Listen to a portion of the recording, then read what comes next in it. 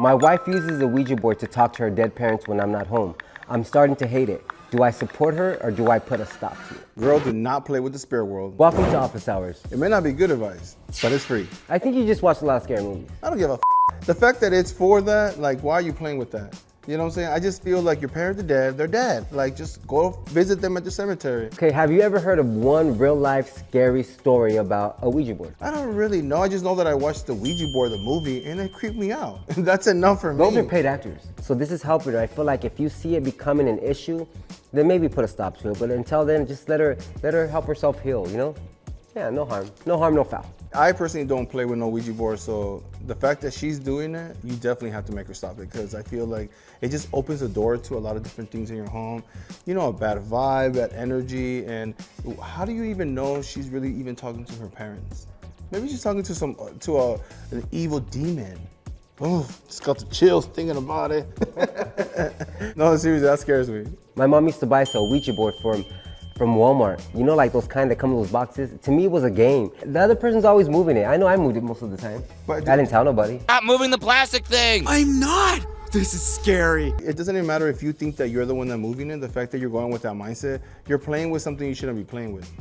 It was for fun. You're not gonna buy that around me. Sometimes people go there to get like a closure, or you know, like you go to those psychics, you wanna get this closure.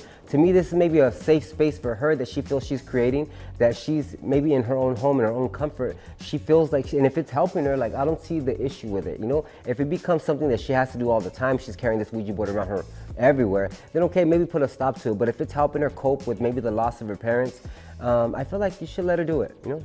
Let her be. I just always think that it's never good to play with stuff like that. Okay, so if nothing changes, could you live with this long term? It's just a bad vibe. It's creepy, it's scary. I don't know, maybe it's just the way I view death. I feel like when somebody died, you should celebrate them and love them. But I just feel like trying to talk to somebody with a game board like the Ouija board, it's a little bit weird. Okay, so what is it? You think it's a deal breaker? If I was in his shoes, definitely. It just all depends on the situation, the relationship, how long they've been together, and like how obsessed she is with it, or like what is she looking for? Like you said, she's looking for a closure. Maybe there's different ways to do it. You need like a group therapy that you can relate with a lot of people that have dealt with that, so then you won't feel so alone. And stop going to the damn Ouija board. But I feel like being around certain people that maybe are going through the same loss as you, they can't make you feel that completion or that closure because they're not in your situation where maybe you did your mom wrong, or maybe you did your dad wrong, or maybe you didn't say goodbye. And so you want that because you feel like you're talking to them, you know?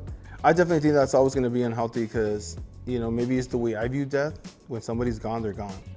So find a closure within yourself, find peace, learn from that. And whoever's here, don't learn from that, don't repeat that again. What was your experience when you used the Ouija board? It was fun. To me, I feel like I like the excitement of it, the scariness of it. I like to feel scared when I'm sleeping, like someone's pulling my legs.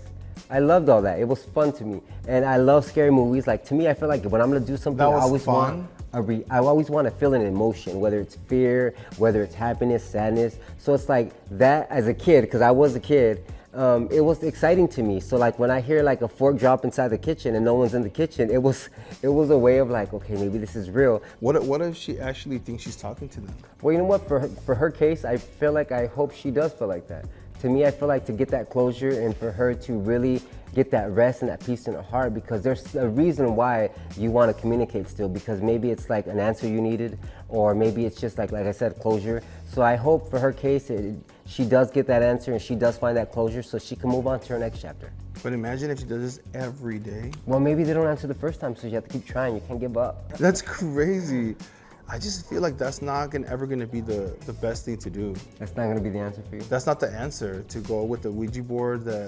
It's just like, when you think about the Ouija board, it's never gonna be something good. All right, so what are we prescribing? You gotta tell her to stop, because this is not healthy. Just leave her alone. She's looking for closure. What could possibly go wrong using a Ouija board? All right, spirits, are you with us?